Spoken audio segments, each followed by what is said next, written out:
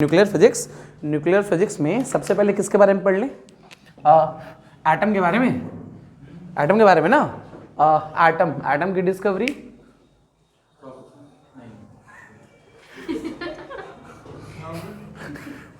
ना बायोलॉजी में घुस गया। हाँ वही हम कह रहे हैं। हाँ अच्छा, न्यूक्लियस, अरे न्यूक्लियस तो बता दे। रदरफोर्ड अल्फा स्कैटरिंग मॉडल ना, ठीक, अल्फा स्कैटरिंग मॉडल में न्यूक्लियस की डिस्कवरी। अच्छा ठीक है, एक्चुअली जैसे थोड़ा सा ऐसे समझो, जो सबसे पहले आया था, कुछ एटम तो बहुत आता रहता है मॉडल वॉडल, ठीक है, लेकिन जो सबसे पहला मॉडल था उसमें क्या कहा गया? एटम कैसा है? हाँ वाटरमेलन जैसा, वो जो ब्लैक उसके जो सीड्स हैं, एप्पल पुडिंग मॉडल, ठीक है, जे थॉमसन मॉडल, जो वो सीड्स हैं उसके सीड्स कैसे हैं? वो जो सीड हैं वो नेगेटिव हैं, बाकी पूरा पॉजिटिव है, रेड पार्ट पॉजिटिव है, तो ये हमारा हो गया, ठीक। अच्छा उसके बाद ये तो गलत था, लेकिन इस मॉडल से क्या पता चला? इस मॉडल में ये गलत था ना, ये तो मॉडल, ठीक है, न्यूट्रल होता है, एटम की न्यूट्रलिटी एक्सप्लेन हो गई। न्यूट्रलिटी एक्सप्लेन हो गई मतलब जितना पॉजिटिव है उतना ही नेगेटिव है, ये कहानी हो गई, ठीक है। फिर उसके बाद क्या पढ़े? उसके बाद कौन आया? रदरफोर्ड का मॉडल आया, उसमें न्यूक्लियस चारों तरफ इलेक्ट्रॉन रिवॉल्व कर रहे हैं, लेकिन वो किसको एक्सप्लेन नहीं कर पाए? स्टेबिलिटी को। एनर्जी लॉस करेगा, बोले इलेक्ट्रॉन एक्सलेट है तो एनर्जी निकालेगा, एनर्जी लॉस करेगा तो गिर जाएगा, तो एटम जो है अनस्टेबल है, लेकिन ये गलत है, न्यूक्लियस तो स्टेबल है। अच्छा ठीक है, मतलब एटम स्टेबल है, ठीक। उसके बाद बोर थ्योरी आई, बोर ने क्या कहा? हाइड्रोजन लाइक एटम्स में सर वो इलेक्ट्रॉन जो एक पर्टिकुलर एनर्जी लेवल हाँ डिफाइंड होती है और एनर्जी कम नहीं होती है, कांस्टेंट एनर्जी से मूव करते हैं ना, जो भी एंगुलर मोमेंटम होता है वो कांस्टेंट रहता है, तो एंगुलर मोमेंटम कांस्टेंट है तो एनर्जी भी क्या रहेगी? कांस्टेंट, गिरे हो रहेगा नहीं, ठीक है, वो एक्साइटेड मोशन नहीं होता है, वेलोसिटी क्या होती है? कांस्टेंट। अरे पढ़े हैं ना हम लोग कि कोई इलेक्ट्रॉन का मोशन अगर मान लो रेस्ट में है कोई चार्ज, तो क्या प्रोड्यूस करेगा? सिर्फ इलेक्ट्रिक फील्ड। और कोई अगर चार्ज मान लीजिए एक्सलेटेड, कोई चार्ज है मोशन में है और वेलोसिटी कांस्टेंट है, तब कांस्टेंट इलेक्ट्रिक फील्ड और कांस्टेंट मैग्नेटिक फील्ड, और एक्सलेटेड मोशन है तब हाँ इलेक्ट्रिक फील्ड आओ, ठीक है, बैठो बैठो बैठो, कहीं शिफ्ट हो जाओ, यहीं आ जाओ या कहीं बैठ जाओ, बैठो। और वो कहाँ है? वो स्कूल नहीं आई। चलो ठीक है बैठो, ये उसको बताई हो टाइम हम? अच्छा ठीक है चलो सुनो, तो क्या कह रहे थे हम? हाँ तो उसमें अगर चार्ज एक्सलेटेड मोशन करेगा तो क्या होगा? Variable electric field, magnetic field और ईएम वेव, तो एनर्जी निकलेगा, ये सारी कहानी हो गई। तो स्टेबल अपना स्टेबल नहीं होगा, लेकिन बोर ने क्या कह दिया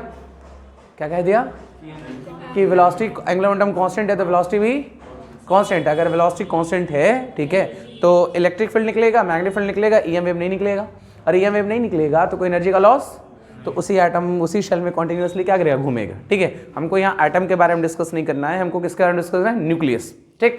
अगर कोई भी हम न्यूक्लियस ले लें, बहुत सिंपल बात है, ठीक है, अगर कोई न्यूक्लियस है मान लीजिए, ठीक है, इसके चारों तरफ कौन घूमेगा?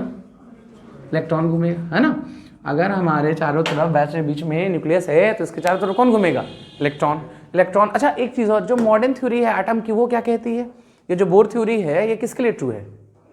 हाइड्रोजन लाइक एटम मतलब एक electron, one valence electron system के लिए, ऐसे ही कहा जाता है। This theory is available to या valid for one valence electron system, उससे ज़्यादा कोई वैलिड नहीं होगा। मॉडर्न स्ट्रक्चर एटम का कैसे कहते हैं? क्या कहते हैं, कैसा स्ट्रक्चर है? इलेक्ट्रॉन कैसे है वो? इलेक्ट्रॉन क्लाउड है, बीच में न्यूक्लियस, इलेक्ट्रॉन क्या है? क्लाउड जैसे है ना, बस घेरे रहेंगे ऐसे से, है ना, तो क्लाउड के फॉर्म में होता है, ठीक। जो इलेक्ट्रॉन क्लाउड वाला मॉडल है ये मॉडर्न है, बस नहीं ऐसे कुछ होता है, ठीक। अच्छा ठीक है, न्यूक्लियस की बात कर लें, बीच में हमारा न्यूक्लियस है, चारों तरफ इलेक्ट्रॉन रिवॉल्व कर रहा है, ठीक है, बिल्कुल हमारे किसकी तरह? सोलर सिस्टम की तरह। सोलर सिस्टम के सेंटर में कौन है? सन, और सेंटर में नहीं है वो, फोकस पे है, क्योंकि उसका ऑर्बिट कैसा है? ये भी कुछ ऐसा ही है, बिल्कुल स्फेरिकल नहीं होता है, ठीक है, और उसमें फोकस पे सन होता है, इसमें क्या होता है? न्यूक्लियस, उसमें प्लैनेट इवॉल्व कर रहे थे, इसमें इलेक्ट्रॉन। और हमारे पूरे सोलर सिस्टम में, ठीक, बहुत सिंपल बात है, देखो एकदम कंपेयर कर लो, पूरे सोलर सिस्टम में सबसे ज्यादा मास कहाँ है? सन के पास, सन के पास, यही ना है। अगर सोचो कि अगर मान लो हमारा पूरे सोलर सिस्टम को तोलें, उसका मास m है और सन निकाल दें, अब मास बहुत कम, नेग्लिजिबल, उसकी कंपैरिजन नेग्लिजिबल ना, ठीक है। तो मैक्सिमम मास कहाँ बसा हुआ है? तो वैसे इसमें भी है, ठीक है। मैक्सिमम चीजें कहाँ हैं, एकदम कंपेयर कर लो। हम पूछें कि सबसे ज्यादा डेंसिटी कहाँ है सोलर सिस्टम में, सन में, तो वही यहाँ है, ठीक है। इसमें भी सबसे ज्यादा डेंसिटी कहाँ है, इसी में है, ठीक है। और उसमें भी इलेक्ट्रॉन अगर प्लैनेट घूम रहे हैं, बाकी जगह तो खाली है, बाकी जगह भरा हुआ नहीं है, बाकी जगह क्या है, खाली है। तो इसमें भी इलेक्ट्रॉन घूमेंगे और मान लीजिए इतना बड़ा एटम है, उसमें मैक्सिमम स्पेस क्या होगा, खाली होगा। ये तो होगा कि एटम, जैसे वो रदरफोर्ड वाले मॉडल में वो कहे ना कि क्या लिए थे वो, एक कुछ गोल्ड फॉइल ले लिया, पतला सा लेयर, ठीक है, उस पर क्या इंसिडेंट करा है, अल्फा रेस। अल्फा रेस क्या हुई, मैक्सिमम तो निकल गई, मैक्सिमम तो निकल ही गई। 1000 आया ना, तो उसमें से 900 या 950 तो निकल ही गया, ठीक है। 2-4 किधर आ गए वापस, 2-4 तो वापस आ गए और 2-4 टेढ़ा चले गए, इन्हें चले गए। तो अब सोचो मैक्सिमम तो खाली है, खाली है तो कुछ नहीं हुआ, तो सीधा निकल गया। जो वापस आए तो अल्फा रेस कैसी होती है, पॉजिटिव।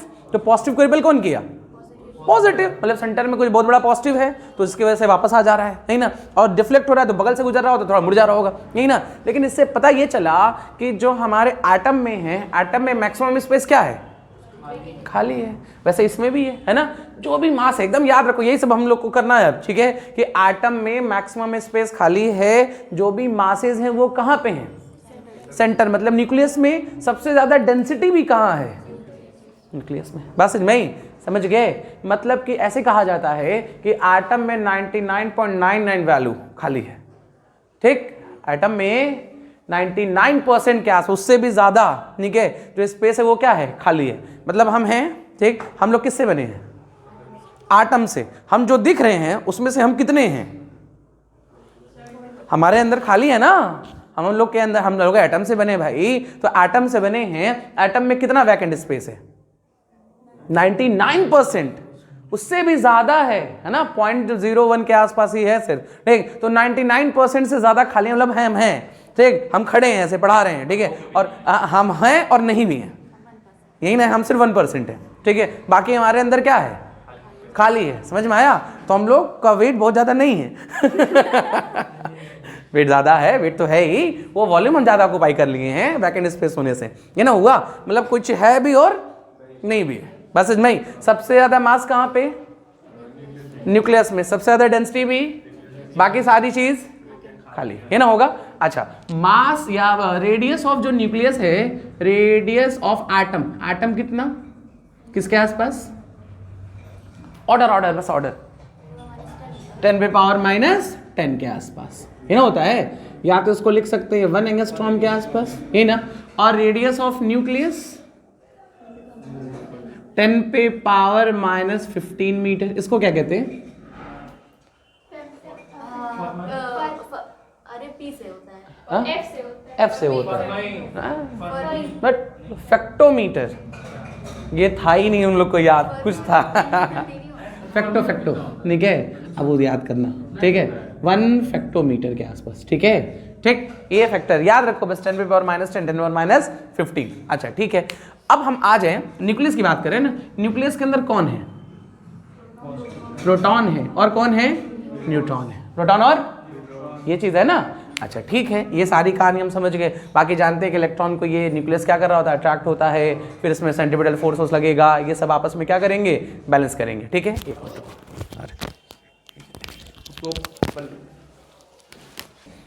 तो क्या कह रहे थे, एटम का रेडियस हो गया, न्यूक्लियस का रेडियस हो गया, और न्यूक्लियस के अंदर कौन कौन है, प्रोटॉन है और न्यूट्रॉन, ठीक है। प्रोटॉन न्यूट्रॉन जो है, अब इलेक्ट्रॉन को अट्रैक्ट कौन करेगा, इलेक्ट्रॉन को अट्रैक्ट कौन करेगा, न्यूक्लियस, ठीक।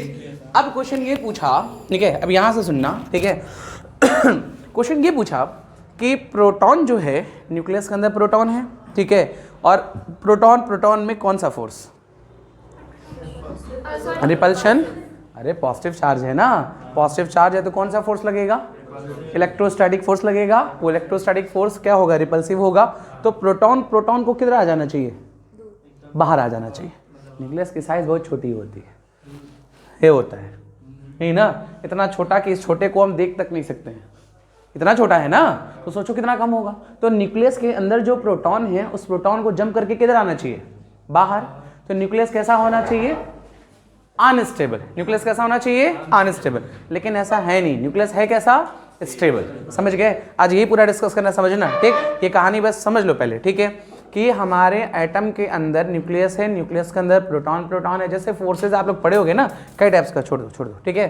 फोर्सेज कई टाइप्स के होते हैं, है ना, कौन कौन सा फोर्स, हाँ कौन कौन सा, इलेक्ट्रोस्टैटिक फोर्स और ग्रेविटेशन फोर्स, न्यूक्लियर फोर्स, ठीक है, स्ट्रॉन्ग वीक वो दूर आ जाएगा। और कुछ मैग्नेटिक फोर्स, कैसे मैग्नेटिक को भूल गए, ठीक है।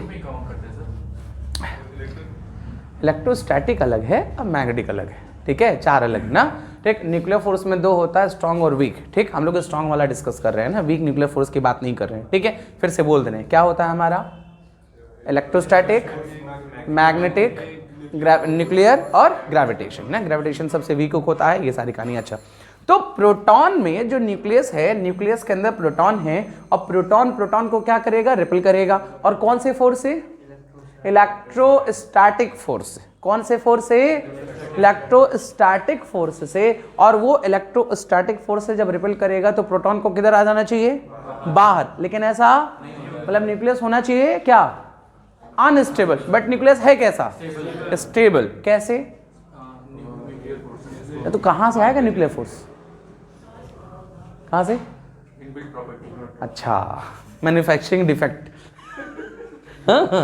बोलिए कहां से आएगा, सर उसमें बताया था मेसॉन्स और पार्टिकल्स। हाँ, मेसॉन्स होते हैं। मेसॉन्स हमारे कितने टाइप्स के होते हैं, हाँ, तीन। एक होता है पाई प्लस मेसॉन, एक होता है पाई माइनस मेसॉन और पाई नॉट, ठीक है ना। मेसॉन का एक्सचेंज होता है, क्या होता है, मेसॉन का एक्सचेंज। जैसे पढ़े होंगे ना कि इलेक्ट्रॉन से भी छोटे, जैसे 70 पार्टिकल हैं, बहुत पार्टिकल, छोटे पार्टिकल है ना, तो जो इलेक्ट्रॉन है वो भी छोटे छोटे पार्टिकल से बना, क्या नहीं, ये नहीं, क्वार्क से बनता है, उसके अंदर मेसॉन कई सारी चीज़ों से बनता है, ठीक है। बता तो एक पार्टिकल है, एक नया, जैसे इलेक्ट्रॉन प्रोटॉन है वैसे ये मेसॉन भी पार्टिकल है, ठीक है। वैसे उसके छोटा हम लोग नहीं पढ़ते हैं ये सब, ठीक है। हम लोग सबसे छोटा कहाँ तक पढ़ते हैं, इलेक्ट्रॉन तक। हम लोग सबसे छोटा इलेक्ट्रॉन तक पढ़ते हैं ना। इलेक्ट्रॉन होता है, प्रोटॉन होता है, जो क्वार्क होता है, जो एक्चुअली हमारे जो इलेक्ट्रॉन और प्रोटॉन हैं ये सब क्वार्क से बनते हैं। क्वार्क का चार्ज कितना होता है, E/3, 2E/3। एनसीईआरटी में क्वेश्चन भी है, ठीक, कि एक अप क्वार्क है, एक डाउन क्वार्क है, हाँ, एक का चार्ज 2E/3, एक का चार्ज E/3 है, प्लस माइनस लगा होगा, तो इलेक्ट्रॉन बनाने के लिए कितने अप कितने डाउन, यही ना है, तो जोड़ के बना लेते हैं। तो एक्चुअली इलेक्ट्रॉन उन्हीं से बनता ही है, लेकिन फ्री स्टेट में हम लोग पाते नहीं है, इसलिए हम लोग सबसे छोटा किसको मानते हैं, इलेक्ट्रॉन को। तो वैसे ही मेसॉन से, ठीक है। तो होता क्या है कि प्रोटॉन अपने अंदर से मेसॉन निकालेगा, क्या निकालेगा, मेसॉन निकालेगा। प्रोटॉन अपने अंदर से पाई प्लस मेसॉन निकालेगा, क्या निकालेगा, पाई प्लस, और बन जाएगा न्यूट्रॉन। क्या बनेगा, न्यूट्रॉन। या ऐसे कह लीजिए कि न्यूट्रॉन पाई प्लस को लेगा और बन जाएगा प्रोटॉन, नहीं हो गया। या तो उल्टा कह सकते हैं कि न्यूट्रॉन अपने अंदर से पाई माइनस निकालेगा, क्या निकालेगा, कि प्रोटॉन जो है एक पाई प्लस को निकाल दिया, क्या बच गया, और फिर पाई प्लस को ले लिया तो ये पाई माइनस को न्यूट्रॉन निकालेगा तो प्रोटॉन, और पाई माइनस को प्लस करेगा तो न्यूट्रॉन, है ना। मतलब जो न्यूट्रॉन का जो मास होता है, ठीक है, न्यूट्रॉन का मास प्रोटॉन से 200 गुना ज़्यादा होता है, ठीक है। ये पाई मेसॉन का, ठीक, पाई मेसॉन का जो मास है वो क्या है, प्रोटॉन के मास से 200 गुना ज़्यादा है, ठीक है, 200 टाइम ज़्यादा है। तो पाई के एक्सचेंज से, चाहे पाई प्लस का एक्सचेंज हो चाहे पाई माइनस का एक्सचेंज हो, इनके एक्सचेंज से न्यूक्लियर फोर्स क्रिएट होता है, बस इनमें। तो अगर अब कोई पूछेगा कि न्यूक्लियर फोर्स कहाँ से आया, तो क्या बताओगे, हाँ, प्रोटॉन और न्यूट्रॉन के बीच में क्या होगा, पाई का एक्सचेंज होगा, पाई मेसॉन का एक्सचेंज होगा, प्लस माइनस दोनों हो सकता है ना। उनके एक्सचेंज से एक स्ट्रॉन्ग फोर्स क्रिएट होता है, that strong force is called nuclear force. और वही न्यूक्लियर फोर्स लिखवा देंगे, अभी सब लिखवा देंगे, ठीक है। ये सारी चीजें, वही न्यूक्लियर फोर्स जो है हमको क्या प्रोवाइड करेगा, न्यूक्लियस को स्टेबिलिटी, समझ गए। तो न्यूक्लियर फोर्स, जो हमारा न्यूक्लियस स्टेबल है, वो न्यूक्लियस किसकी वजह से स्टेबल है, न्यूक्लियर फोर्स की वजह से। ऐसे कोई पूछे अब तो अब क्या कहेंगे, वह how nucleus is stable due to nuclear forces. ठीक है, कोई पूछेगा न्यूक्लियर फोर्स आया कहाँ, nuclear force arises due to exchange of pi mesons. बात समझ में आई, वो पाई प्लस भी हो सकता है और पाई माइनस। आप समझिएगा न्यूक्लियर फोर्स किसके किसके बीच में लगेगा, प्रोटॉन न्यूट्रॉन, किसके किसके बीच में, किसके किसके बीच में भाई, प्रोटॉन प्रोटॉन किसके बीच में लग सकता है, न्यूट्रॉन न्यूट्रॉन लगेगा, और हाँ प्रोटॉन न्यूट्रॉन और प्रोटॉन प्रोटॉन लगेगा ना। इलेक्ट्रॉन की बात नहीं आएगी यहाँ, ये सब कुछ बात किसका हो रहा है, न्यूक्लियस का। आप समझना न्यूट्रॉन न्यूट्रॉन के बीच में अट्रैक्टिव फोर्स होगा, खींचे रखेगा, नहीं ना। कौन सा attractive force, nuclear attractive force. जो न्यूक्लियर फोर्स होगा वो अट्रैक्टिव फोर्स होगा। तो इनके बीच में ये दोनों एक दूसरे को क्या कर रहे हैं, अट्रैक्ट कर रहे हैं। कौन से फोर्स से, न्यूक्लियर फोर्स से कर रहे हैं। देख ये प्रोटॉन और न्यूट्रॉन भी एक दूसरे को अट्रैक्ट कर रहे हैं, कौन से फोर्स से, न्यूक्लियर फोर्स से। कहीं कर रहे हैं, हो रहा है ना। और प्रोटॉन प्रोटॉन भी एक दूसरे को अट्रैक्ट कर रहे हैं, कौन से फोर्स से, न्यूक्लियर फोर्स से। लेकिन प्रोटॉन प्रोटॉन में एक फोर्स और, कौन सा, हाँ इलेक्ट्रोस्टैटिक फोर्स, जो हमारा क्या क्रिएट करेगा, रिपल्सिव फोर्स। तो एफ नेट की वैल्यू हमारा nuclear force minus electrostatic force, इसमें इन दोनों में एक ही फोर्स लग रहा है, कौन सा, nuclear force, attractive nuclear force ना। चाहे न्यूट्रॉन हो चाहे प्रोटॉन न्यूट्रॉन हो, लेकिन प्रोटॉन प्रोटॉन में अट्रैक्टिव न्यूक्लियर फोर्स तो है, उसके साथ साथ रिपल्सिव इलेक्ट्रोस्टैटिक, जिसके वजह से ये फोर्स क्या हो गया, कम। अगर हम पूछें कि ये फोर्स इन दोनों में, ये दोनों फोर्स कैसे इक्वल, प्रोटॉन प्रोटॉन के बीच कैसे कहते हैं ना, force between neutron neutron is equal to force between proton neutron, but it is more than force between proton और प्रोटॉन। समझ में आया, इन दोनों का फोर्स इक्वल होगा और बड़ा होगा, और छोटा कौन होगा, प्रोटॉन प्रोटॉन। समझ गए, ये सारी कहानी किसकी है, न्यूक्लियर फोर्स की। समझ गए, लिखिए, ये चाहो तो बना के ऐसे लिख लो। अट्रैक्टिव बस लग रहा है, मान लेना है मतलब। नहीं है, होता है अट्रैक्टिव हमारे मानने चार्ज तो है नहीं, किस किस पे, जिसमें न्यूट्रॉन में तो चार्ज नहीं होता है। नहीं तो चार्ज है तो इलेक्ट्रोस्टैटिक नहीं है, वो न्यूक्लियर फोर्स है, न्यूक्लियर फोर्स हमेशा अट्रैक्टिव अट्रैक्टिव होता है। सर वीक न्यूक्लियर फोर्स कहाँ आता है? पढ़ा देंगे, आएगा, सब आएगा, समय दो, आएगा। फोर्स का सर मैग्नीट्यूड इलेक्ट्रोस्टैटिक से ज़्यादा होगा। यहाँ पे बहुत ज़्यादा होता है, यहाँ पे बहुत ज़्यादा होगा। ठीक, इस इलेक्ट्रोस्टैटिक जो न्यूक्लियर होता है, दो होता है ना, एक स्ट्रॉन्ग होता है और एक वीक। ये स्ट्रॉन्ग न्यूक्लियर फोर्स वाली बात हो रही है। अगर मान लीजिए न्यूक्लियर फोर्स ज़्यादा नहीं होता, अगर इलेक्ट्रोस्टैटिक ज़्यादा, कूद के बाहर आ गया होता। ये प्रोटॉन सोचो, ये 10 से वो 4 ही होता तो कूद के बाहर नहीं आ जाता। तो यहीं से दिखाई दे रहा है कि ये कौन सा फोर्स है, स्ट्रॉन्ग न्यूक्लियर फोर्स है। कौन सा force, strong nuclear force. Weak भी आएगा, परेशान ना हो, भी आएगा। न्यूक्लियर बॉम्ब भी इसी को छेड़ते हैं। हाँ न्यूक्लियर बॉम्ब भी इसी को, हाँ वहीं पे आएंगे भाई। अभी स्टेबिलिटी कर बना दो, अभी बम बनाएंगे, घबराओ मत, बम बनाएंगे, सन में आग लगा देंगे, सब करेंगे। ये पहले लिख लो। वो बहुत छोटे होते हैं ना प्रोटॉन न्यूट्रॉन से, हाँ वो भी एक पार्टिकल है, उनका मास ज़्यादा होता है। और अच्छा हाँ वो न्यूक्लियस के अंदर मेजॉन का क्लाउड पहले से बना होता है, क्लाउड होता है। ठीक, और प्रोटॉन में से मेजॉन निकल गया, मान लो प्रोटॉन अपने अंदर से पाई प्लस निकाल दिया, बन गया न्यूट्रॉन। यही न्यूट्रॉन जो है पाई माइनस को ले गया, बन गया प्रोटॉन। तो ये होता रहता है। ठीक, अरे तुम लोग उसमें भी पढ़े होगे भाई, फर्स्ट चैप्टर में सर। किसमें, नहीं इसमें नहीं, केमिस्ट्री में नहीं स्टेबिलिटी कर्व पढ़े होगे। स्टेबिलिटी चैप्टर में भी क्या चीज़, ये स्ट्रॉन्ग न्यूक्लियर। हाँ वो तो दिया है डिफिनीशन, हम केमिस्ट्री में पूछ रहे हैं। केमिस्ट्री में तुम लोग वो पढ़े होगे, स्टेबिलिटी कर्व नहीं, अरे न्यूट्रॉन प्रोटॉन का रेशियो पढ़ा होगा। वो शुक्ला सर पढ़ाए। अरे क्या बात करते हो भाई, केमिस्ट्री वाला भी, हम केमिस्ट्री भी बनाना पड़ेगा। प्रोटॉन न्यूट्रॉन और प्रोटॉन के रेशियो से बताते हैं ना। ठीक, सुनो सुनो ध्यान से सुनो, न्यूट्रॉन और प्रोटॉन के रेशियो से पता चलता है कि हमारा न्यूक्लियस स्टेबल है क्या अनस्टेबल। ठीक, अगर ये वैल्यू 1 होती है तो वो स्टेबल है, ये वैल्यू 1 होती है, 1 होने का मतलब जितना प्रोटॉन उतना, अगर ये वैल्यू 1 से बड़ी होती है तब भी स्टेबल है ना, लेकिन ये वैल्यू 1 से छोटी है तो स्टेबल नहीं। ये ना होता है कि न्यूट्रॉन और प्रोटॉन का रेशियो 1 तब तो स्टेबल हो गया, नहीं ना। न्यूट्रॉन और प्रोटॉन का रेशियो मोर देन 1 हो गया तब भी स्टेबल है, लेकिन न्यूट्रॉन और प्रोटॉन लेस देन 1 हो गया तो ये क्या है, अनस्टेबल। ये ना होता है। और कहानी समझ मिली तो ये सब चीजें देखो, तुम लोग एक बार समझ जाओगे, कर लोगे। तुम सोचो कि न्यूट्रॉन और प्रोटॉन का रेशियो 1 कब होगा, इक्वल, तो न्यूक्लियर न्यूक्लियर अपना अटैक करेंगे, ये तो समझ में आ रहा है। इसमें हाँ, इसमें न्यूट्रॉन ज्यादा होगा तभी तो 1 से बड़ा है। और न्यूट्रॉन ज़्यादा होगा तो ये न्यूक्लियर फोर्स ज़्यादा और इलेक्ट्रोस्टैटिक फोर्स कम, नहीं हो गया? तो स्टेबल इसमें कौन ज़्यादा? प्रोटॉन। तो ये क्या हो गया? अनस्टेबल। तुम लोग ये कर्व ऐसे पढ़े होगे, ऐसे है ना, ये ऐसा पढ़ा होगा, ये प्रोटॉन है, ये न्यूट्रॉन है, केमिस्ट्री पढ़ा रहे हैं, ठीक है, ठीक, देख लो, ठीक, सॉरी उल्टा ले लिया, ये न्यूट्रॉन है, ये प्रोटॉन है, इसमें नंबर ऑफ प्रोटॉन और न्यूट्रॉन को लेके बनाते तो सीधा बनता है, ठीक है, और कुछ एलिमेंट का बनाते तो कर्व ऐसे जाता है, ऐसा। टीचर्स बताते थे मिसोन इंपॉर्टेंट नहीं है। ठीक है भाई, पढ़ो नहीं है, समझो, ठीक, ये कर्व आता है, न्यूट्रॉन प्रोटॉन इक्वल होगा, सुनो ध्यान से, है ना, ये जो लाइन है ये इस रेशियो की वैल्यू 1 के है, ठीक, इससे ज़्यादा हो गया 1.54 के आसपास आता है, इससे बड़ा होता है, तो ये जिस रीजन में जो बिलोंग करते हैं वो सब के सब कैसे हैं? स्टेबल। अरे भाई इसका रेशियो 1 से बड़ा होगा, इधर जाएंगे तो ये कौन वाले हैं? और जो इस रीजन में बिलोंग करेगा वो, तो इसी को तो स्टेबिलिटी रेशियो भी कहते हैं, ये सब तो जानते हैं। और ये स्टेबिलिटी एटम की बात नहीं हो रही है, यहाँ किसकी बात हो रही है? न्यूक्लियस की। लिखिए, ये लिख लिया, लिखो लिखो लिखो, क्या कह रहा था, वैसे लिखो,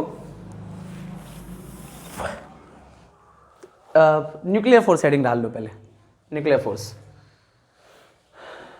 ठीक है, न्यूक्लियर। ये जो कहानी लिखे हैं इसको युकावा थ्योरी कहते हैं ना, हाँ, इतना अच्छा बात बताया था, युकावा साइंटिस्ट का नाम है तो याद तो कर लें कम से कम ना, युकावा थ्योरी, ठीक है, ठीक हो गया।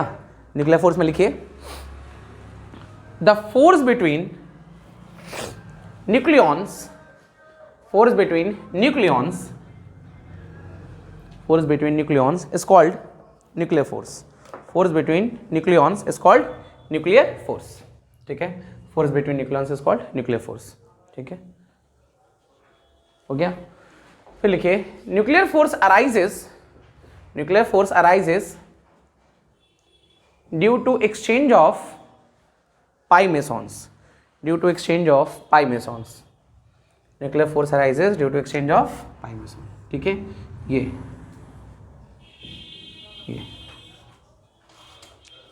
ये लिख लीजिएगा, बन गया, हो गया। फिर ये भी लिख लीजिएगा, ये कहानी याद रखेगा, ये पूछा हुआ क्वेश्चन है ना, ये कहानी कई जगह पूछता है, ये कहानी लिख लीजिए, सब लोग लिख लिए, हम ही स्लो हैं, लिख लिया, चलो ठीक है, रब कर दें, ये सब तो याद होगा, ये सब तो नहीं बताना है, ठीक है, चलिए रब करें ना, ये सारी कहानी हो गई।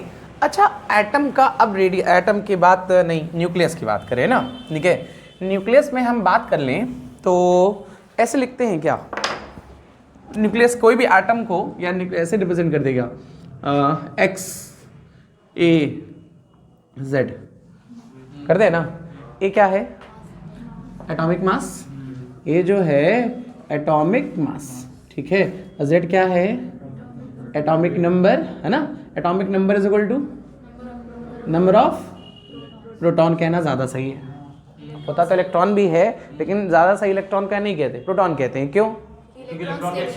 एक्सचेंज भी हो सकते हैं ना, रिएक्शन करेगा एक्सचेंज होगा, लेकिन अगर कोई एक्सचेंज नहीं हुआ है तो number of proton is equal to number of electron, और atomic mass is equal to number of proton plus number of neutron, ये भी कहानी होगा, ठीक है।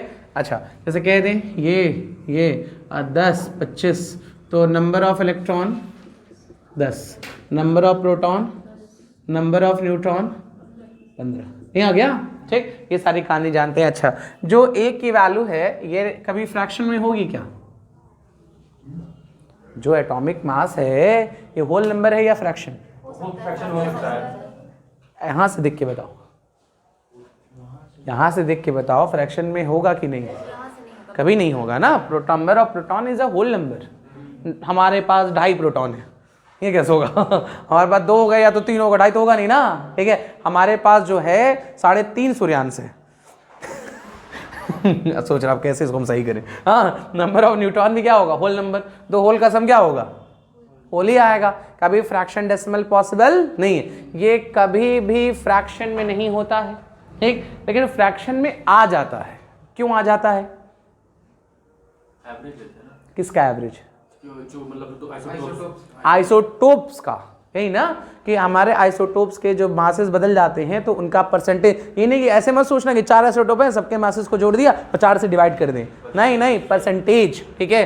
कि हमारे एटमॉस्फेयर में कार्बन है तो कार्बन 12 कितना % है उसका वैल्यू, फिर कार्बन 14 कितना है उसका वैल्यू, तब उसका एवरेज लेंगे। डायरेक्ट नहीं कि जोड़ो और डिवाइड कर दो हम सिंपल, नहीं नहीं ऐसा नहीं है, समझ गए, इसलिए फ्रैक्शन में आता है। अच्छा अब जैसे हम कह दें कि हाइड्रोजन का एटॉमिक मास कितना है या एटॉमिक वेट, एटॉमिक वेट कहते हैं ना उसको, कितना होगा 1 क्या 1 AMU 1 AMU ना, ठीक, मतलब जो हमारे एटम के मासेस होते हैं AMU में होते हैं, AMU को ऐसे छोटा u भी लिखते हैं ना, ठीक। अच्छा 1 AMU इज इक्वल टू क्या होते हैं 1/12 हाँ ऑफ मास ऑफ कार्बन 12 है ना, होगा, ठीक। अच्छा ये वैल्यू कितनी होती है, वो 12 होती है, फिर 12 से 12 करके 1 ही आता है। हाँ तो कितना कितना, अच्छा हम तो ऐसे याद कर लें, ये 12 है ना, हम तो ऐसे याद कर लें, नहीं एक मिनट, इसमें कितने प्रोटॉन, कितने 6, कार्बन बेचारा परेशान ठीक, उसमें कितने प्रोटॉन 6 और कितने न्यूट्रॉन 6, तो 6 प्रोटॉन का मास 6 न्यूट्रॉन का मास टोटल 12 ना, और जो प्रोटॉन है वही तो न्यूट्रॉन है, इतना प्रोटॉन का मास होता है, अरे भाई सब भूल गए हो क्या, इलेक्ट्रॉन का मास कितना होता है 9.1 इंटू 10⁻³ किलोग्राम, और फिर प्रोटॉन का मास हाँ 1.6 इंटू 10⁻27, और इसी के आसपास हमारा न्यूट्रॉन भी होता है, लगभग होता है ना। तो अगर हम कह दें 6 प्रोटॉन 6 न्यूट्रॉन तो इसको डायरेक्ट कह दें 12 प्रोटॉन, 6 प्रोटॉन 6 न्यूट्रॉन तो 12 प्रोटॉन, जो प्रोटॉन है वही तो न्यूट्रॉन है, और अगर 12 प्रोटॉन को 12 से डिवाइड करोगे तो mass of 1 proton that is this, इतनी क्या कह रहा था, हाँ नहीं तो हमको सीधा याद है, क्यों डिवाइड करेंगे हम, ठीक 1.67 इंटू 10⁻27 किलोग्राम में हो गया। हाँ तो ये हम कई बार ये सब बात बताए हैं कि ये डाटा इतने ही चार्ज होता है इलेक्ट्रॉन का, हाँ 10 पे पावर ये क्या कर ले -19, इतना मास प्रोटॉन का, इतना मास न्यूट्रॉन का, इतना ही AMU है, रटने की जरूरत ही नहीं है, डायरेक्ट याद हो गया, नहीं हो गया। तो ये AMU होता है, कुछ कहते थे कि हाइड्रोजन का मास कितना, जैसे पहले कहते नहीं थे कि 1 कहते 1 ग्राम, हाँ सारा एटमॉस्फेयर दब के जाएगा, पता नंबर गए हम लोग, हाँ 1 ग्राम का एक हाइड्रोजन का एटम तो ठीक, खैर चलो। अच्छा मान लो 1 AMU कह दें, ठीक है, हम कह दें जैसे मान लो किसी का मास जो है 4 AMU है, किसी का मास तो 4 AMU है, तो उसको हम कह दें कि 1 मोल में कितना मास, नहीं किसी मास, किसी एटम का जो मास है वो 4 AMU है, ठीक है, मास ऑफ 1 एटम, ठीक है। चलो हम कह लेते हैं, मान लो कोई एग्जांपल ले लो, क्या ले लो एग्जांपल बताओ तो, mass of 1 atom of carbon is equal to 12 AMU है ना, ठीक, ये तो है, ठीक। हम कह दें मास ऑफ 1 मोल कार्बन 12 ग्राम, ये हटा के लगा देंगे, चाहो तो चेंज भी कर लेंगे, अरे नंबर ऑफ मोल से डिवाइड मल्टीप्लाई करेंगे, सॉल्व करेंगे, फिर वही आ जाता है ना। तो 1 मोल में कहते हैं तो AMU हटा के ग्राम मास लग जाता है, ठीक है, ये सारी कहानी हो गई। अच्छा चलो ठीक है, क्या क्या नहीं आता है, जो हमारा अरे 1 मोल नहीं निकाल सकती हूँ, 1 मोल निकाल सकते हैं, तो हाँ दिया होना चाहिए ना, क्या दिया होना चाहिए, वेट दिया, मोल तो है ना, हाँ तो एक तुमको एक बात बताओ, कितना सिंपल सी बात कह रहे हैं, कितना कह रहे हैं 12 AMU ना, नहीं वो ग्राम वेट हाँ कर रहे हैं 12 AMU, ये कितने का है, ये किसका मास है, एक एटम का, कितने का, हमको एक एटम का नहीं चाहिए, 1 मोल का चाहिए, तो 1 मोल में कितना, क्या हुआ, अभी काट दो, ठीक है, सुनो, ठीक है 12 AMU 1 मोल का, तो 1 मोल का क्या करें, किससे, हाँ 6.0, हाँ 2 इंटू 10⁻23 लेके सॉल्व कर लें, सॉल्व करने तो लगभग वही आएगा 12 ग्राम के आसपास, नहीं आएगा, होगा कि नहीं होगा, समझ गए। ये जो मास दिया था किसका था, एक एटम का, तो नंबर ऑफ मोल से निकालो कि 1 मोल में कितना होगा, उससे मल्टीप्लाई करके सॉल्व कर लो, तो सिंपल याद है ना कि 12 की जगह 12 ग्राम हो जाएगा, काम खत्म, समझ गए। रब करें इसको, ये तो लिखना नहीं, तो तुम तेज हो, तेज तो हो ना तुम लोग, अरे धीरे से बोलते थे ना। चलो खैर ये हो गया। अब उसके बाद और केस में है, हाँ अब ये कहानी क्या कह रहा था, अब ये बताओ आइसोटोप्स क्या होते हैं, same atomic number different mass number, जैसे कार्बन, हाँ C612 C614, अच्छा आइसोटोप्स हो गया, ठीक है, आइसोबार, हाँ सेम मास नंबर और ये भी हो गया isotones, same nuclear same neutron same number of neutron, same number of neutron, ठीक है ना। ये सेम नंबर ऑफ न्यूट्रॉन का मतलब डिफरेंस किसका किसका, अरे नंबर ऑफ न्यूट्रॉन कैसे निकालेंगे, हाँ तो atomic mass minus atomic number का डिफरेंस अगर सेम है तो नंबर ऑफ न्यूट्रॉन भी सेम है, तो वो आइसोटोन्स कहलेंगे। और तो और भी वर्ड्स होते हैं ना, आइसोटोप्स होता है, आइसोबार्स होता है, आइसोटोन्स होता है, और क्या क्या होता है, हाँ आइसो इलेक्ट्रॉनिक है ना, कई सारी चीज़ होते हैं। खैर चलो ठीक। अब एक चीज़ और समझो, इसके बाद हमारा आया, ठीक है, ये कहानी हो गई। अब आया हमारा मास डिफेक्ट, ठीक है। मास डिफेक्ट याद है थोड़ा बहुत, हाँ मिनिमम एनर्जी लगती है,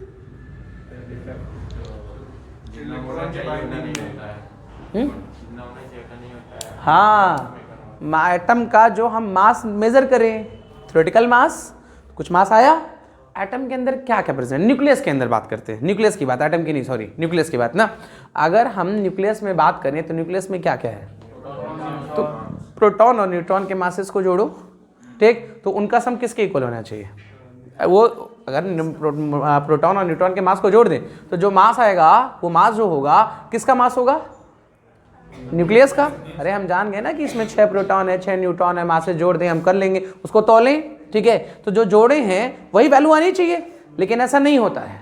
बस इसमें ये जो हम निकाल रहे हैं ये थ्योरेटिकल वैल्यू निकाल रहे हैं, ठीक है, और एक्सपेरिमेंटल वैल्यू जो होती है कुछ कम होती है, और जो कम हो जाता है तो मास में कुछ क्या है, डिफेक्ट है, इसी डिफेक्ट को क्या कहते हैं, मास डिफेक्ट, ठीक। जैसे कह दें मास ऑफ, मान लो मास ऑफ न्यूक्लियस, ठीक है, मास ऑफ न्यूक्लियस जो है मान लीजिए m है, ठीक, मास ऑफ न्यूक्लियस क्या है, मान लिए पहले से माना, ठीक है, ये थ्योरेटिकली है, ठीक। अब हम कह दें मान लीजिए ऐसे एटम है, ये A है ये Z है, हम इससे निकालें ना mass of nucleus, mass of nucleus पूछे तब, तो न्यूक्लियस में कितने प्रोटॉन, A माइनस Z, ठीक है, Z, ठीक है, कहना था, हाँ सुनो सुनो पहले सुन लो, ठीक है, हाँ क्या कह रहा था, मास ऑफ न्यूक्लियस ना, तो नंबर ऑफ प्रोटॉन कितने, A माइनस Z, ठीक है, क्या कौन सा, किसकी है, मरी है, दे दो हट जाएगा, ठीक है, ठीक। तो क्या कह रहा था, मास ऑफ न्यूक्लियस में नंबर ऑफ प्रोटॉन कितने, Z, तो इतने प्रोटॉन और एक प्रोटॉन का मास Mp है ना, हो गया। अब प्लस कितने हमारे न्यूट्रॉन, A माइनस Z, तो A माइनस Z ये क्या है, मास ऑफ न्यूट्रॉन, नहीं हो गया। ये किसका मास है और ये भी किसका है, माने नहीं, इतना तौल लिए इतना आया और थ्योरी से निकाले इतना आया, ये दोनों वैल्यू क्या होनी चाहिए, इक्वल। लेकिन ये जो मास है इस मास से कुछ कम है, ये जो मास है इस मास से कुछ कम है, और जो कम है उसी कम को हम क्या कह रहे हैं, मास डिफेक्ट। समझ में आया कि हम एकदम सिंपल कहेंगे कि अगर प्रोटॉन और न्यूट्रॉन के मासेस को जोड़ दें तो टोटल जो आना चाहिए उनका सम, वो मास किसके इक्वल होना चाहिए, मास ऑफ न्यूक्लियस के। लेकिन प्रैक्टिकली ऐसा नहीं होता है, न्यूक्लियस का मास उनके मासेस के सम से क्या होगा, कुछ कम होगा। जो भी कम होगा उसी कम को क्या कहेंगे, ठीक है, उसी कम को क्या कहेंगे हम लोग, मास डिफेक्ट। तो डेल्टा एम क्या लिखें, ये है, ये ज्यादा है ना, देखो A माइनस Z Mn, ठीक है। अब माइनस क्या, मास ऑफ न्यूक्लियस, नहीं आ गया, ये हमारा फॉर्मूला हो गया किसका, मास डिफेक्ट का। कोई एटम आपको दे देगा, कह देगा ये कोई एटम है, ये 6 है, ये 12 है, ठीक है, और कह दिया कि इसका एटॉमिक जो मास है वो 0.00026 है, mu है, तो बताओ मास डिफेक्ट कितना, निकाल लोगे ना। कैलकुलेशन थोड़ा ज़्यादा होगा, क्या करेंगे, मास जोड़ेंगे किसका, प्रोटॉन का, कितने प्रोटॉन का, 6 प्रोटॉन का, फिर मास जोड़ेंगे न्यूट्रॉन का, कितने, 6, दोनों जोड़ लें, तो जोड़ के आ गया, उसमें से इसको बाइंडिंग एनर्जी हो गया, ठीक है। अगर डेल्टा एम से इसका बाइंडिंग एनर्जी में क्या बोले हैं, किसी भी न्यूक्लियॉन्स में, ठीक है, वो अपने आप को बांधने में जितनी एनर्जी लगाएगा, नहीं ना, या तोड़ने के लिए, न्यूक्लियॉन्स को ब्रेक करने के लिए जो एनर्जी चाहिए that is called binding energy. और बाइंडिंग एनर्जी किसकी वजह से आएगा, जो मास डिफेक्ट होगा उसकी वजह से एनर्जी क्या होगी, रेडिएट होगी तो वही बाइंडिंग एनर्जी आएगा। और बाइंडिंग एनर्जी जितना ज्यादा रेडिएट हो जाएगा उसकी स्टेबिलिटी उतनी ज्यादा, और कम रेडिएट होगा तो उसकी स्टेबिलिटी उतनी कम। अच्छा, अब E is equal to delta m c square, ठीक है, ये चीज हो गया। अब थोड़ा यहां समझ लो, ये किस में है? जूल में, ठीक। हम चाहते हैं इस जूल को किस में बदलना? इलेक्ट्रॉन वोल्ट में बदल देना। जैसे ये जूल है तो ये क्या होगा? किलोग्राम। अगर ये जूल है, ये मान लो मीटर पर सेकंड लिए होंगे ना, इसको मीटर पर सेकंड लिए होंगे, इसको किलोग्राम लिए होंगे, तब ना मल्टीप्लाई करें जूल आएगा। लेकिन जनरली ये जो मास डिफेक्ट आता है किस में आता है? एएमयू में आता है ना, तो उस एएमयू को बदलना पड़ेगा। उस एएमयू को हम एक्सचेंज करेंगे तब ना किलोग्राम हम लिखेंगे। हम चाहते हैं कि इसी में, ठीक है, इस डेल्टा एम को, ये किलोग्राम है ना, ठीक, ये तभी हमारा पूरा जूल है, हम चाहते हैं इसको एएमयू में बदल दें। क्या करें? हाँ, तो 1 एएमयू में कितना होता है? इतना। 1 एएमयू में इतना ना, तो अगर ये एएमयू को किलोग्राम तो क्या लिखे? 1.67 इंटू 10 पे पावर -27 इंटू क्या इंटू 9, नहीं ना, इंटू 9 इंटू 10 पे पावर 16, ये चीज आएगा। अरे देखो, किलोग्राम को एएमयू में चेंज कर लिए ना, और साथ में ये कितना है? डेल्टा एम है। हाँ, ये भूल गए थे, समझ गए, ठीक। अब ये आंसर किस में है? नहीं, जूल में है भाई। अरे जूल ही तो चल रहा था, ठीक। अब ये किस में हो गया? एएमयू में। अब ये चीज हो गई एएमयू में, हो गई ना, ये एएमयू में है, इसको हम कन्वर्ट कर लिए। अभी भी हमारा आंसर किस, इसमें एएमयू रखोगे, इतना मल्टीप्लाई कर दोगे, आंसर जूल में ही आएगा, ठीक। और जूल में जो आंसर आता है, ये एनर्जी बहुत कम होती है ना, तो इसलिए हम जूल में नहीं लिखेंगे। किस में लिखेंगे? इलेक्ट्रॉन वोल्ट में। तो इलेक्ट्रॉन वोल्ट में करने के लिए क्या करें? डिवाइड कर दें किससे? 1.6 इंटू 10 पे पावर -19। इसको सॉल्व कर लेंगे ना, कुछ कितना आएगा? 931, ठीक है, मेगा इलेक्ट्रॉन वोल्ट के आसपास आएगा, ठीक है। ये ऐसे आता है, जो बाइंडिंग एनर्जी आएगा डेल्टा या 931.5 मेगा इलेक्ट्रॉन वोल्ट, ठीक। और साथ में हमारा कौन? डेल्टा एम, ठीक है। मतलब अब हमको बाइंडिंग एनर्जी निकालने के लिए सिर्फ क्या निकालना है? डेल्टा एम आएगा, उसमें इतना मल्टीप्लाई कर देंगे तो हमारा क्या निकल जाएगा? Binding energy. कौन सी यूनिट में? इलेक्ट्रॉन वोल्ट में। ये जो आंसर है किसमें है? इलेक्ट्रॉन, और वो भी क्या है? मेगा इलेक्ट्रॉन वोल्ट, यही ना, सिर्फ इलेक्ट्रॉन वोल्ट नहीं है, क्या है ये? Mega electron volt. समझ गए ये चीज? हम सिर्फ जैसे इस पिछला वाला क्वेश्चन पूछे थे, उसमें हम मास डिफेक्ट निकाल लेते और इतनी वैल्यू से मल्टीप्लाई कर देते। ये नहीं फॉर्मूला याद है तो पूरी कहानी भी लिखेंगे, लेकिन अगर याद है तो हमारा क्वेश्चन बहुत ईजी हो जाएगा। समझ गए? लिखो, हेडिंग लिखो, क्या लिखे हम लोग? लिखिए द थ्योरेटिकल मास, या द, ऐसे लिखो, the practical mass of nucleus, the practical mass of nucleus is less than, the practical mass of nucleus is less than, the practical mass of nucleus is less than sum of masses of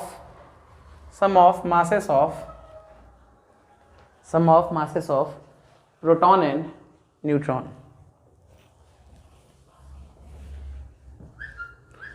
ठीक है, sum of masses of proton and neutron. This defect is called mass defect. This defect is called mass defect, ठीक है। mass defect समझ गए? किसकी वजह से आ रहा है ये सब? अगर कोई पूछेगा mass defect कहाँ से आ रहा है,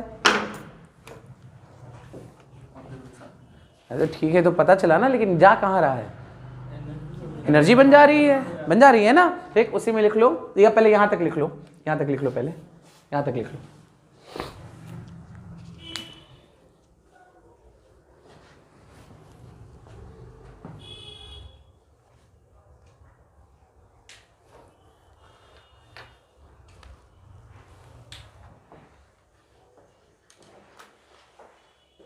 हो गया?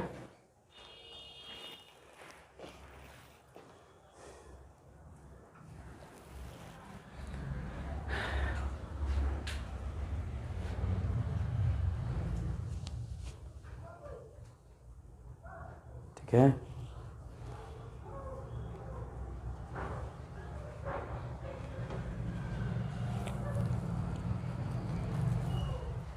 चलिए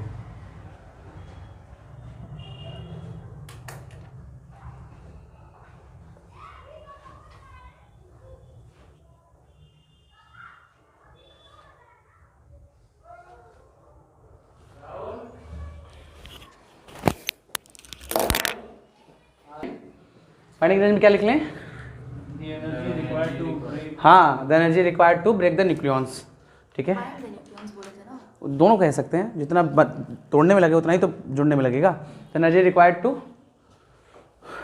ब्रेक द न्यूक्लियॉन्स, बाइंड लिख सकते हैं। अरे भाई लिख लो, दूसरी बार पूछ रही है, ठीक है, इट्स कॉल्ड बाइंडिंग एनर्जी, ठीक है, बाइंडिंग एनर्जी हो गया, ठीक, ठीक है। तो बाइंडिंग एनर्जी है, ये कहाँ से आएगा? ड्यू टू, समझ गए? बाइंडिंग एनर्जी से क्या होगा? जो मास डिफेक्ट है उसकी कुछ एनर्जी क्या होगी? मास डिफेक्ट से कुछ बाइंडिंग एनर्जी क्या हो गई?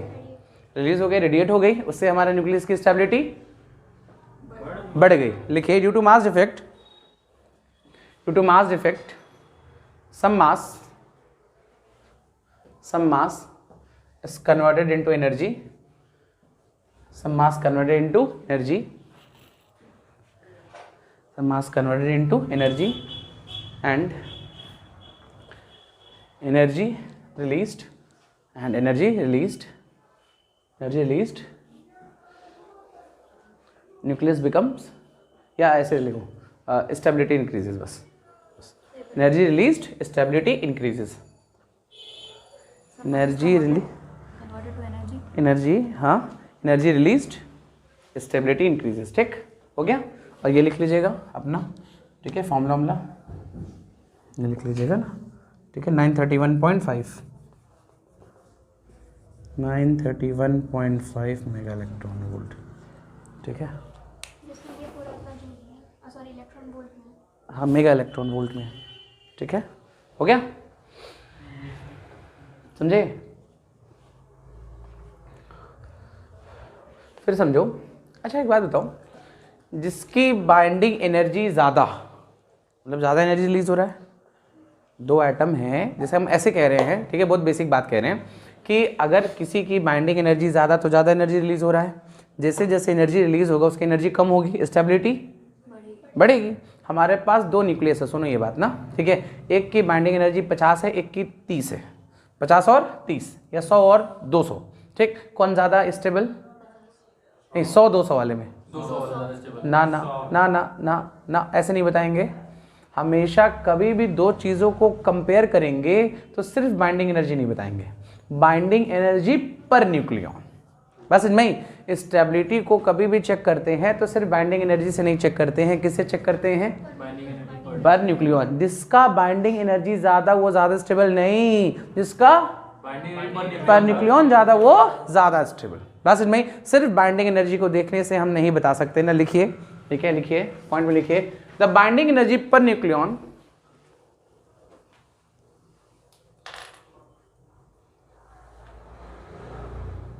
the binding energy per nucleon is maximum when stability is maximum, stability is maximum, ठीक है, stability is maximum, हो गया, stability is maximum, ठीक है। जैसे वो कर ले, समझ गए नहीं ये सब बात, ठीक। जैसे कहते हैं मान लो A है, B है, ठीक है, न्यूक्लियॉन समझ रहे हो ना, न्यूक्लियॉन मतलब प्रोटॉन प्लस न्यूट्रॉन, ठीक है। मान लीजिए 6 है और ये 13 है, और कह लें, ठीक, ये मान लीजिए 4 है और ये 8 मान लो 10 है, ठीक है, इसका 50 है, इसका 60 है, ठीक, ये ना। अब पूछे इन दोनों में स्टेबल कौन? ये बाइंडिंग एनर्जी दी हुई है, नहीं सिर्फ बाइंडिंग एनर्जी है, तो निकालना पड़ेगा। तो क्या कर रहे हैं, 50/13 है ना। नंबर ऑफ इलेक्ट्रॉन कितने हैं, नंबर ऑफ प्रोटॉन कितने? 6, नंबर ऑफ न्यूट्रॉन कितने? 7, 7 6 13, है ना। और इसमें क्या निकाल लें, कितना हो जाएगा? 10 हो जाएगा ना। प्रोटॉन कितने? ये तो सम होता है डायरेक्ट, ये डायरेक्ट जोड़ने की जरूरत नहीं, डायरेक्ट होगा ना 10, तो ये 6 आएगा। ये कितना आएगा? ये तो 6 आएगा ना, 4 के आसपास आएगा, 4 पॉइंट समथिंग, तो ये ज़्यादा ना, ठीक। इसका बाइंडिंग एनर्जी पर न्यूक्लियॉन ज़्यादा, तो इसकी स्टेबिलिटी भी ज़्यादा। तो कभी भी हम सिर्फ बाइंडिंग एनर्जी को देख के स्टेबिलिटी नहीं बताएंगे, किसको देख के बताएंगे? बाइंडिंग एनर्जी पर न्यूक्लियॉन, समझ गए। एक चीज़ और, ठीक है, इसको रब कर रहे हैं ना, वो पढ़े हैं, क्या कहते हैं, curve, binding energy curve. Binding energy curve याद है थोड़ा बहुत? याद है? नहीं? अरे ऐसे अगर हम ग्राफ बना दें, ठीक है, यहाँ पे मान लीजिए एटॉमिक मास ले लें, ठीक है, ले लेना, और बाइंडिंग एनर्जी पर न्यूक्लियन ले लें। क्या ले लें? Binding energy per nucleon. अब जैसे जैसे हमारा ए चेंज होगा, एटॉमिक मास चेंज हो जाएगा, वैसे वैसे इसकी वैल्यू भी चेंज होगी ना। तो सबसे पहले ऐसे ऐसे कुछ बनेगा, ऐसा कुछ बनता है, बस समझ में आई? ठीक, मतलब अलग अलग एलिमेंट का कलेक्शन किए, ठीक है, हाइड्रोजन से स्टार्ट किए, हाइड्रोजन, हीलियम, हाइड्रोजन, ऐसे बन रहा है ना, ऐसे बढ़ता जा रहा है। तो जब तक हम यहां पहुंचे हैं, इस वाले पे स्टेबिलिटी क्या? मैक्सिमम। बस समझ में? यहां पे बाइंडिंग एनर्जी पर न्यूक्लियन की वैल्यू कैसी है? मैक्सिमम है। तो ये क्या है? Most stable. ठीक है, एटम नहीं, कौन? Nucleus most stable. कौन होता है? अरे हम कह रहे हैं न्यूक्लियस। कौन होता है ये? आयरन 5626। ठीक है, सबसे ज्यादा स्टेबल न्यूक्लियस है तो किसका है? आयरन का, क्योंकि उसकी बाइंडिंग एनर्जी पर न्यूक्लियन क्या है? सबसे ज्यादा। बस नहीं, ठीक। और जो भी वो एटम में स्टेबल होता है भाई, न्यूक्लियस बात हो रहा है, एटम पढ़ ही नहीं रहे हम लोग क्या पढ़ रहे हैं?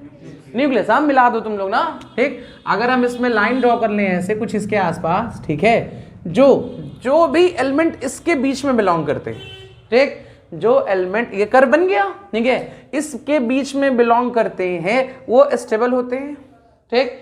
जो भी एलिमेंट इसके बीच में बिलोंग करेंगे वो क्या होंगे? लेकिन अगर बाहर कोई बिलोंग करता है तो वो क्या? अनस्टेबल, मतलब हैवी न्यूक्लियस। ठीक है, जो बड़े बड़े न्यूक्लियस होते हैं क्या होते हैं? हैवी होते हैं। तो वो कैसे होते हैं? अनस्टेबल। तभी ना, अरे पढ़े होगे कि हाँ यूरेनियम टूटता है, बेरियम क्रिप्टॉन में तो न्यूक्लियर फ्यूजन आता है ना। तो जिसका न्यूक्लियस जो होगा अनस्टेबल होगा। जो भी ये आयरन मोस्ट स्टेबल है न्यूक्लियस, ठीक। इस कर्व के अंदर जितने भी एलिमेंट बिलोंग करेंगे वो सब के सब लगभग स्टेबल, लेकिन इसके बाहर जो होगा वो तो अपने आप को स्टेबल करने टूट जाता है, यही ना, क्योंकि ये स्टेबल नहीं होते। वही से हम लोग पढ़ते हैं ना, फ्यूजन, ठीक है, एक में टूटता है और एक में जुड़ता है। ये समझ गए? लिख लो, फटाफट लिख लो, ठीक है। बाइंडिंग एनर्जी का बना लो, 8.6 के आसपास होता है binding energy per nucleon iron का, ठीक है, 8.6 इलेक्ट्रॉन वोल्ट के आसपास।